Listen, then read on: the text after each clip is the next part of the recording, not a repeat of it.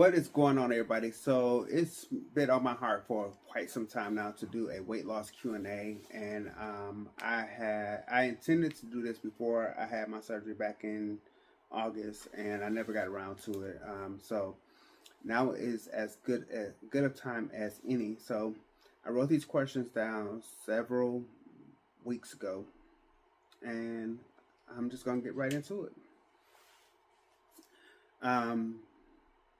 So the first question is, what is one thing that you dislike about the weight loss experience? The one thing I dislike about the weight loss experience.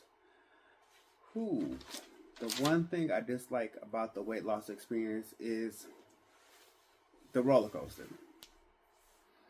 One day your weight is up, next day your weight is down, or I should say that the other way around. One day your weight is down, the next day your weight is back up. So in that, it can make it very emotional because you expect when you start losing weight, especially when you are losing weight rapidly because you're on a GLP-1, you're expecting the weight to continue to go down, and then even though you haven't eaten a lot over the last few days, suddenly the scale goes back up, even if it's only 1 pound, 2 pounds, 3 pounds, or whatever. It can be disheartening at times because I was on such a natural high because it was the scale was steadily trending in the right direction, and now it's starting to go back up, or and that happened to me several times. I think I can show you guys the graph. When I edit this video, I try to insert the graph of this last year of how it will be trending down, and then suddenly it'll shoot back up. Especially when I be getting close to a milestone, and then it'll just suddenly start to shoot back up, and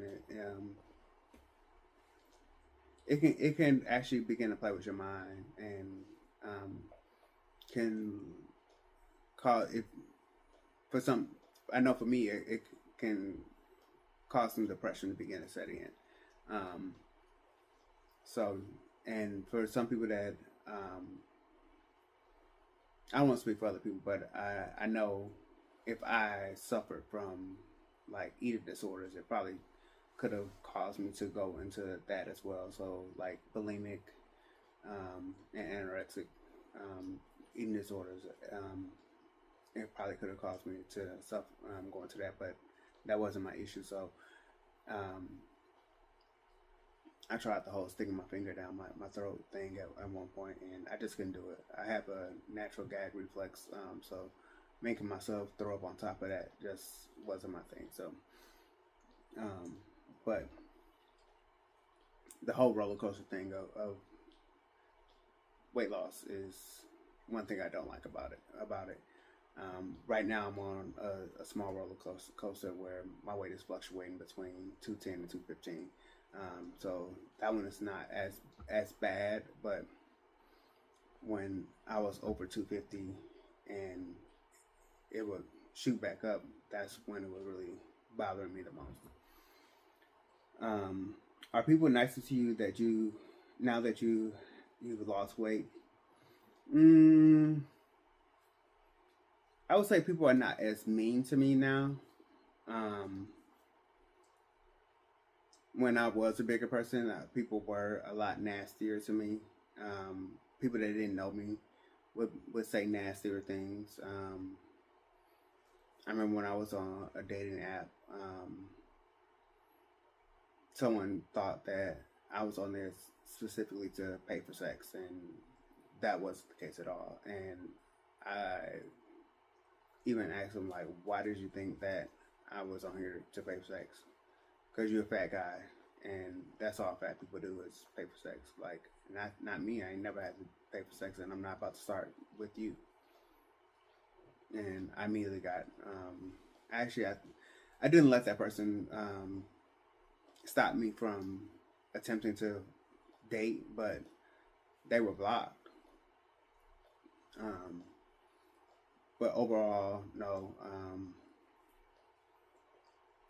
I don't think people are. I wouldn't say people are nicer to me, but I don't have as many nasty encounters as I had when I was a bigger person. What has been the response from your family and friends? Um, I think that's an incomplete question. What has been the response from your family and friends since losing weight? Um, Overall, the response has been positive. I will say a couple people have told me I don't need to lose any more weight. Currently, I'm sitting between, like I said, between 210 and 215, um, depending on the day. Um, my goal right now is to get down to 180 because eventually I'm going to start weight training. And I know if even if, at the current weight, if I start the weight training, I'm going to lose more fat, which is also ultimately, it can balance out where I stay this weight. But I want to drop down to 180 before I start to get heavy into weight training. Um, um, because I, I, I just feel like I just feel like I need to drop down to 180 before I start to do more weight training. Um, but particularly my mom and my dad don't want me to lose more weight than what I already am, or that I already have. Honestly, I'm comfortable with where I am. So if I don't lose any more weight, I won't be heartbroken. My ultimate goal right now is to continue to lose fat around my stomach. That's my main goal. As long as I can continue to slim down my stomach, um, and not bulk up, I don't want the number to increase. I'm okay with staying where between 200 and 215, but I don't want to go over 215. Is pretty much my goal right now. And I might be answering some of the other questions while talking right now. But everybody else that I've talked to has been very positive about my weight loss. There are some people that I haven't directly talked to that I don't know exactly how they feel about my weight loss, and honestly, I haven't taken the time to talk to them, and I don't plan to. If they want to have the conversation, we can, but I'm not gonna go out my way to talk to someone about it. But no, the sentiment has been very positive overall. That's where I want to keep it. Some people's approach to telling me that they don't want me to lose any more weight has been negative, and that's the part that has bothered me, and that's what I have been trying to stay away from. Do you have any regrets about losing weight? Absolutely not. I have no regrets about losing weight, and if I had to say I had a regret, it would be that I didn't do it sooner. I made, before surgery, I made a couple videos that got some traction, and I talked about how one reason that I didn't pursue losing weight sooner was that I was afraid that people were going to think I was sick. And a couple people made the comment.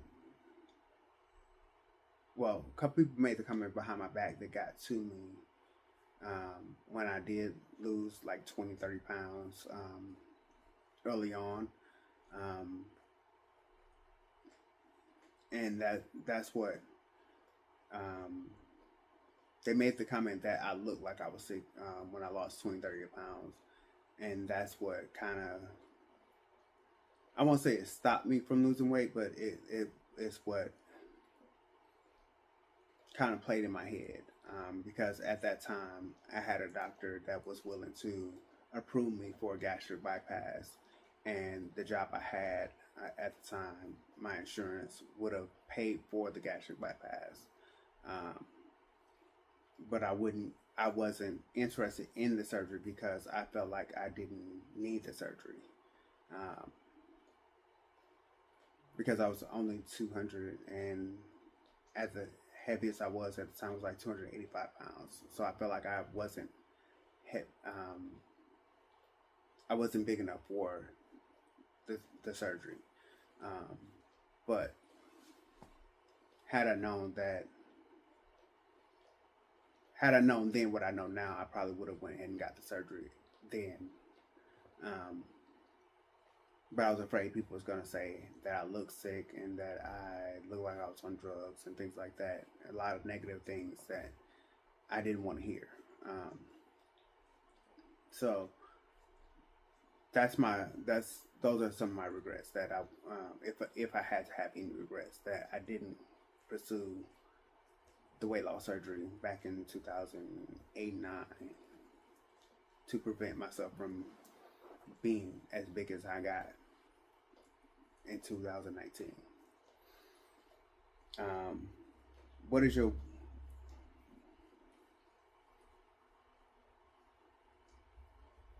I was rushing when I wrote this down. What is your goal? What goal? I think that's what I said. What is your weight goal? And I've covered that already. My ultimate weight goal is 180 pounds.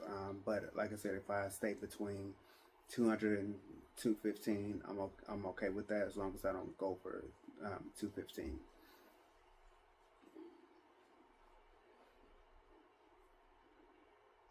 What are some things that you are looking forward to doing that you couldn't do at your highest weight? That's what I say. I want to go ziplining. I want to go rock climbing in a controlled environment. So when I go on my next cruise, I went on a cruise in 2018 that had rock climbing on the ship, and I couldn't fit into the harness. So I'm looking forward to doing something like that again. Couple of the cruises I've been on had ziplining excursions that I didn't qualify for because I was over the weight limit. Also horseback riding on these cruises. Ziplining and horseback riding usually cap out at about 250 pounds. Now that I'm under that, I am looking forward to going. I've talked to the group that I went on the last cruise with, and they are interested in doing the same things. So they are. It's three of us that went on the last cruise together in 2023. They went on. The three of us went with a family, and that family all went on a cruise in 2025 this past August, and they went with them. I couldn't go because I just had surgery, and they all asked about me. So they are, of the two of them, only one of them are over the weight limit, and he is actively trying to get under the weight limit so that when I come on the next cruise, the three of us can go off and do these things. Because even though it's a family trip, we all usually go off and do our own excursions, and then we all meet up for dinner every night.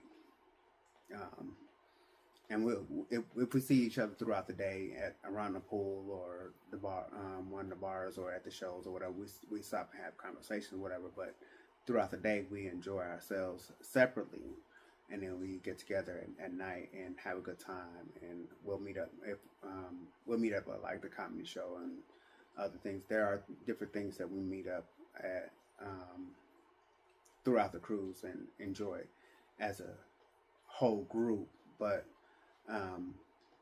we'll allow each other to enjoy the activities that we want to enjoy individually as well.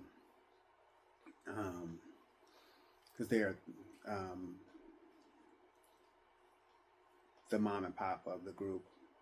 They are, and the mom of the group is her and her two sisters. They're senior class. And then me and my two friends, we're like middle age. And then their kids are young, pretty much right behind us. So like adult, young adult-ish. So we all have different tastes and things that we want to do. So nobody is hindering anybody from enjoying the trip, because we all paid our money. We all want to do everything, and we all usually meet up at karaoke at least one night, because there's one guy that of the three of us, there's one guy that started his own choir, and he usually does a karaoke night. So we all go to support him. But anyway, I don't want to put an attention on that, and this video is not even about cruises or whatever. But anyway, when we go on the next cruise, we want to do those things. Mainly because I brought it up, and last time we did what they wanted to do, and since I have cruised more than the two of them, I'm like the unofficial cruise guide. So they kind of like go along with what I say I like to do. We get off at the ports and we go do the shopping or whatever. When we were on the cruise together, we cruised out of Long Beach in 2023, and the things that we said we wanted to do had booked up before I jumped on board to go on a cruise with them. So because I was invited to go kind of late, and then by the time I got approved to go for the days off to go on the cruise,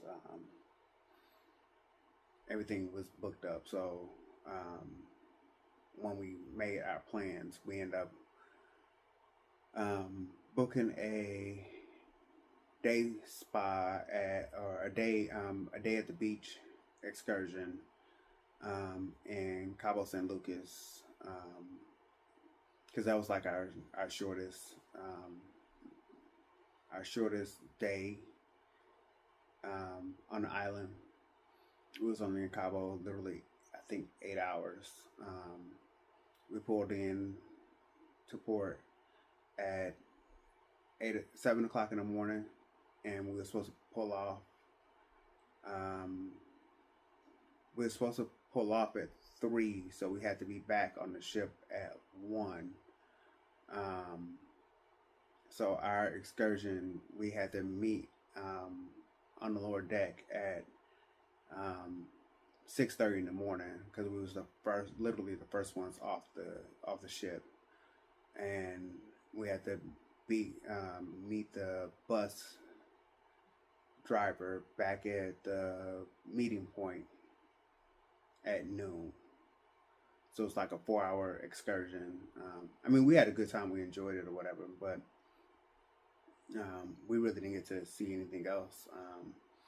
And the line to get back on the ship was so long that we still didn't leave port until almost 5. Because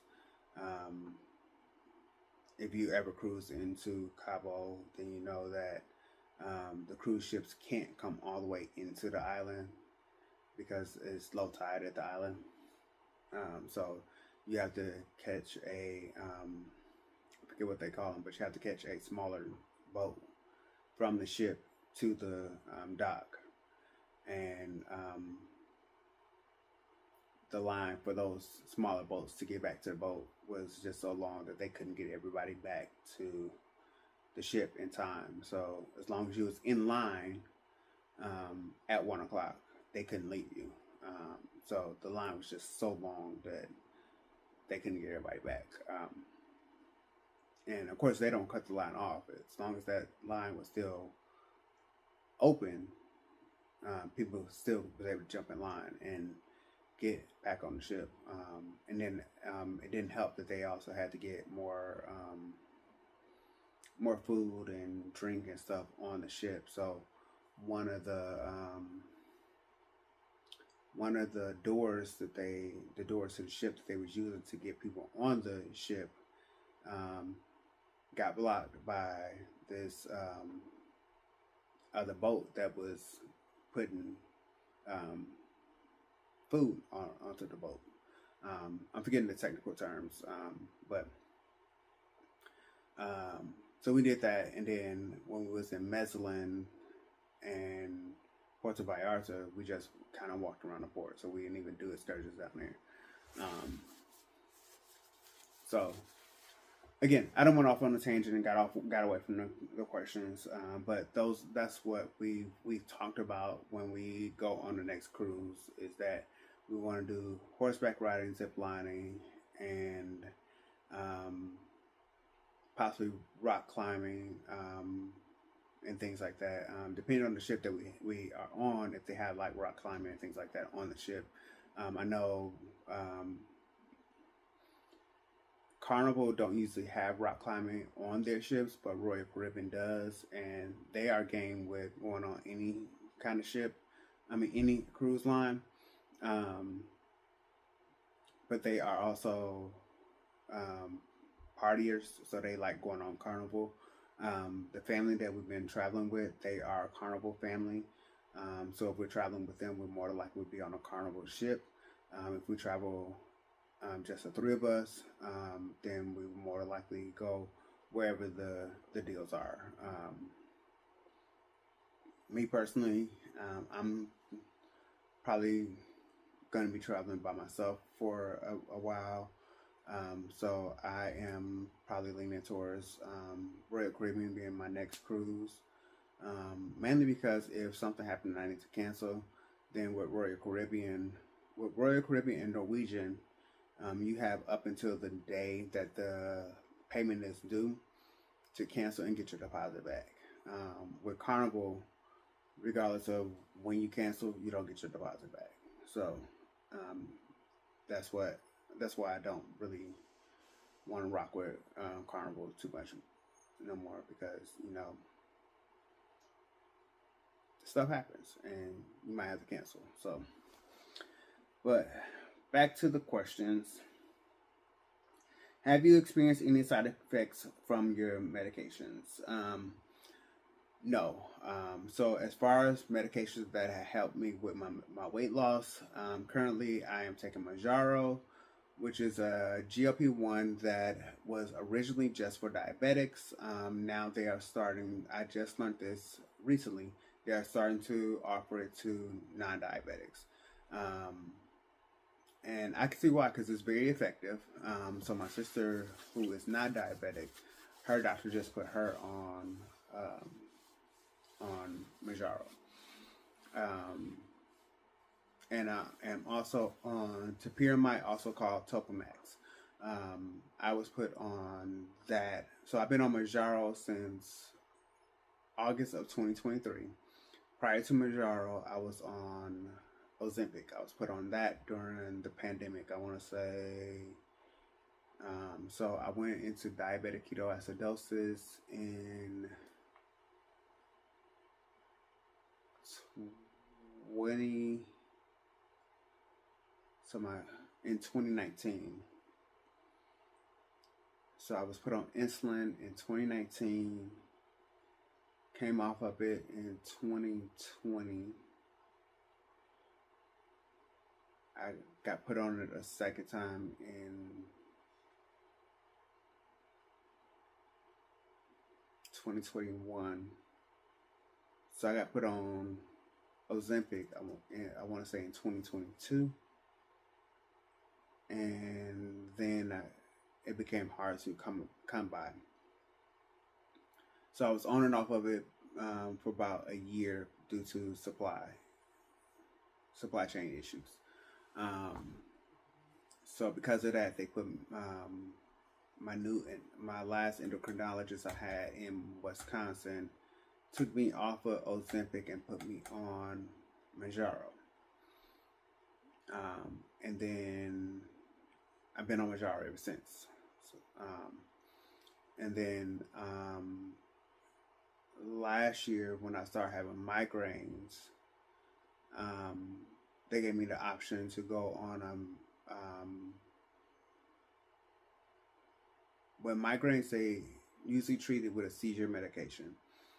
So they gave me the option to go on a seizure medication that helps you gain weight. They gave me an option to go on a seizure medication that can cause weight loss or cause weight gain. And because I had already made such great progress with my weight loss, I chose the weight loss medication. I didn't want anything that was going to cause weight gain. So they put me on the Ziplining / Topamax. And that has helped me continue to lose weight. So I've been on Ziplining. In November it'd be a year. Now my current neurologist, when I met with her in September, she started stepping me down from the Ziplining. So I'm on a 50 milligram tablet.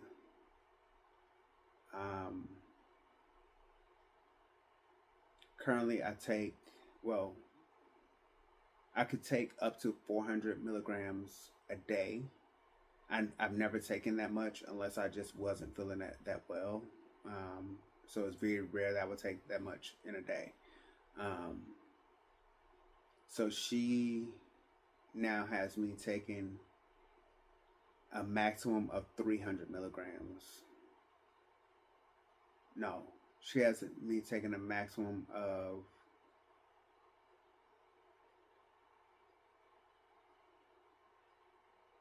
150 milligrams in a day.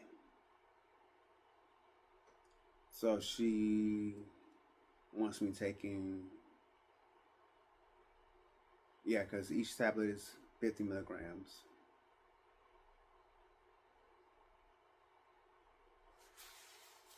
So she has me taking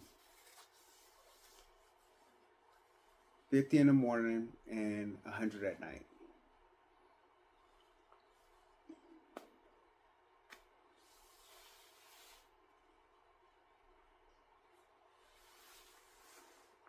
That's the most she want me taking right now. And then she's gonna, when I go back and see her in March, she's gonna step me down again.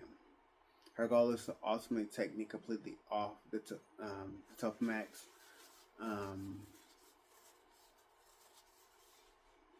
Because she eventually wants to take me off of that, and I take that, and I take gabapentin to help me. The gabapentin helps me sleep at night. So she eventually wants to take me off both those medications. And as long as I am not feeling any migraine pain, now that I've switched jobs, I just talked about this on some other social media posts. So I switched jobs this past week. And since I switched jobs, I haven't been dealing with migraine pain. And as long as that continue between now and when I see her, I believe we'll be able to go ahead and transition off the Topamax.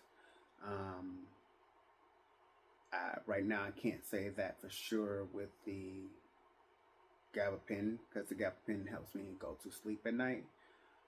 And I don't want to go to over-the-counter medication to sleep at night, because over-the-counter medication usually causes me to be more drowsy throughout the day. So, but I went off on a whole nother tangent on something else when we're supposed to be talking about these weight loss questions. Anyway, so those are two medications that I take for weight loss. And no, I have not had any side effects from either one. Again, Mounjaro. Currently, I'm on 7.5 milligrams per week. It's a weekly shot, subcutaneously. And then 150 milligrams of topiramate daily. And right now, since I have been having migraines since I switched jobs, I'm refraining from taking that as often as I possibly can. So now is the time for me to become more active, to try to continue to wean myself off of those medications and continue with my weight loss. So that's the answer to that question. Do you still crave eating fast foods? Yes and no. I do miss eating out. Lately, I've been wanting a Baconator from Wendy's, but I know I can make a better bacon burger at home. Same thing. I do miss eating a bacon deluxe, a Culver's bacon deluxe burger. I do miss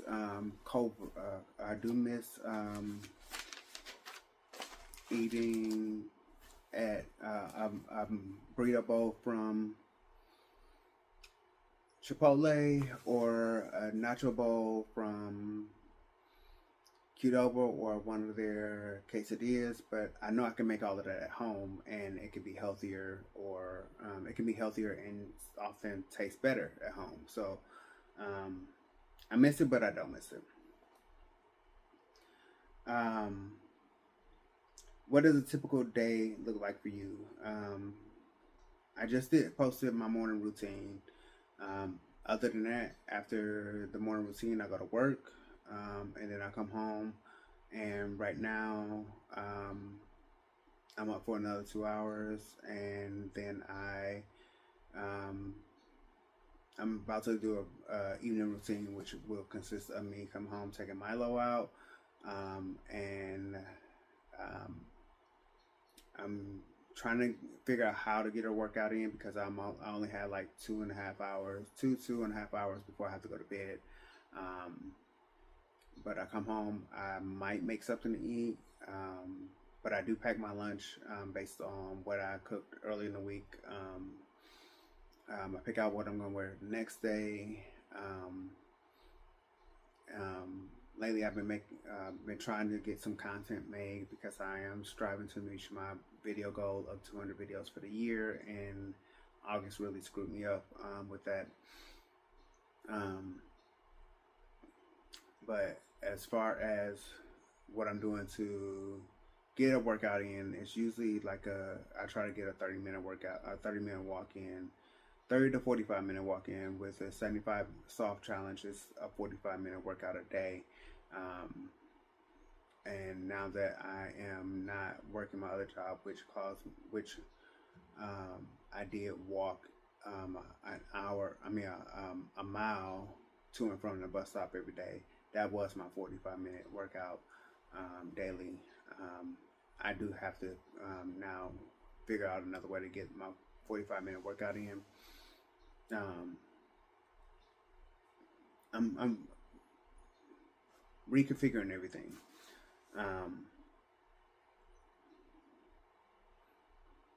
but I don't really do a whole lot um, in a day. Um, so I'm boring, but not boring. Um,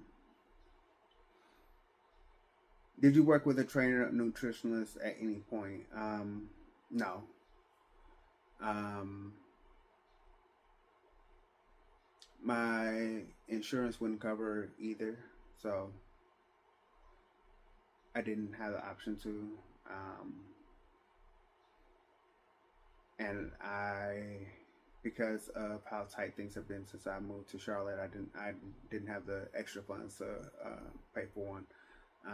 When I tried a trainer before, um, with the gym I was at in Milwaukee, it was $150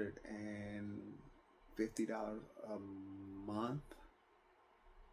No, it was $300 a month, and I just don't want to put myself through that kind of stress and anxiety of having seen that kind of money come out of my bank account right now. So I'm not gonna even try it right now. So no. Now with this new job, I will wait and see if my new insurance will cover a nutritionist, especially since I am diabetic, and the new insurance do cover all things diabetic related. So I will reach out once I find out the name of the insurance company. I will reach out to them and see if they will cover a nutritionist, and I will see if there are any gym perks associated with the new company. And once I get hired on, I'm a contractor with with this company. So once I get hired on with the actual company, I'll see what kind of benefits they offer, because the benefits are supposed to be way better than any company in the Charlotte area, from what I hear. So we'll see. Do you feel different? At times I feel lighter,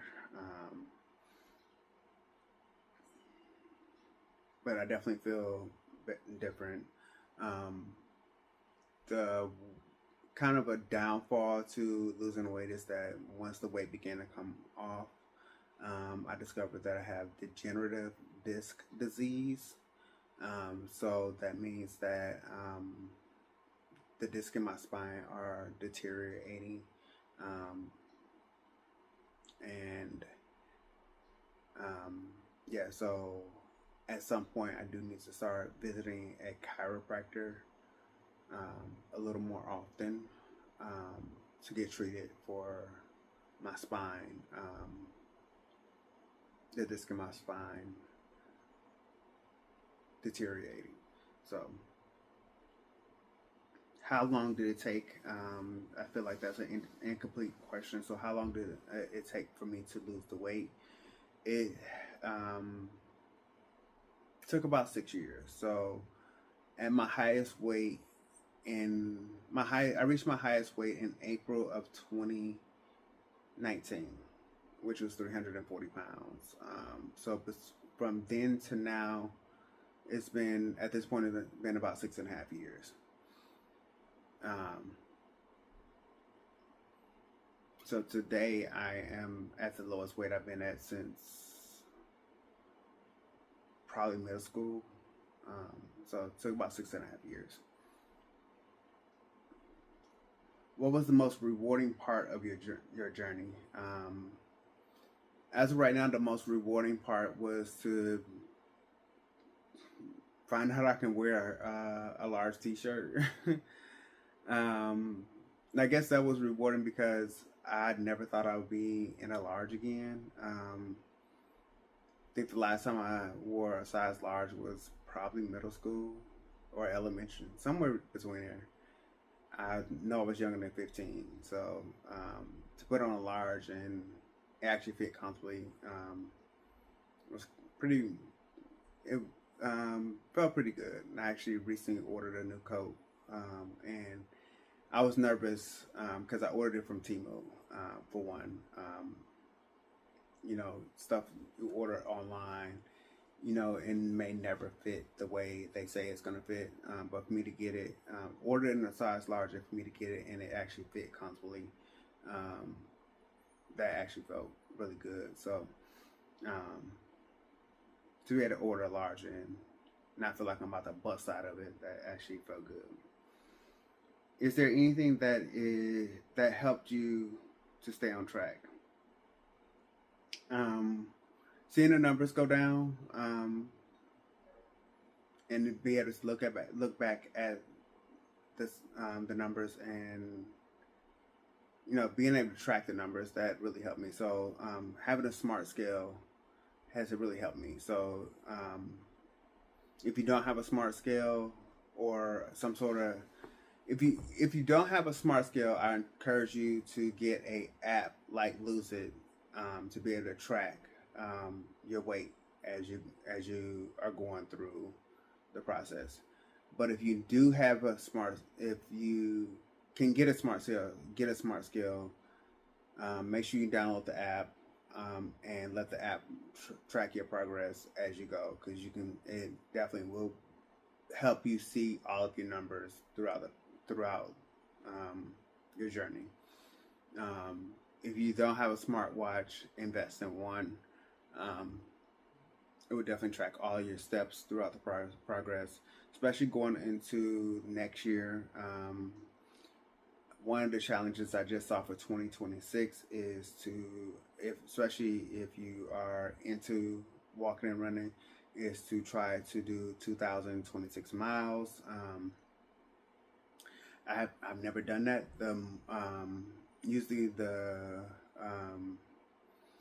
map my miles, or map my run challenge is to do, I think 1,000 plus whatever the year ends in. So next year will be 1,026. It's gonna be interesting. I'm thinking about doing the 2026 challenge. Through that, I pinned the post on Facebook to give myself some time to think about it. It's $100. I think it's like $110 plus shipping. So thinking about doing it. I'm gonna give myself a couple weeks to think about it, because money is still tight. Even though I just started a new job that pays more, money is still tight. So thinking about it.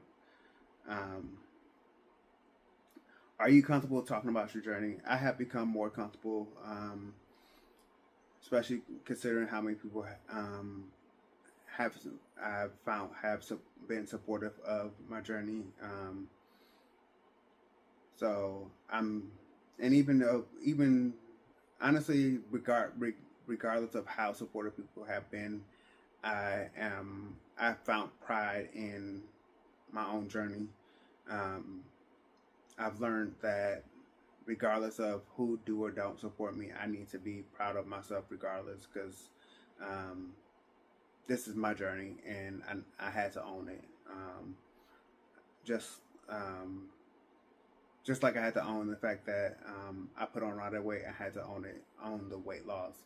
And then when I look back at those pictures of me in 2019 and saw how big I really was, and then to look at a picture of me today and see how small I really was, I really didn't realize how big I was until I look back at those pictures, and that's what made me own the journey. And realized that I did that work, regardless of what anybody else say. I did that work. So, and I didn't take the easy way out that that doctor tried to give me back in 2009. So, I did that work and I owned it. So, yes, I am. I am comfortable talking about my own journey. So,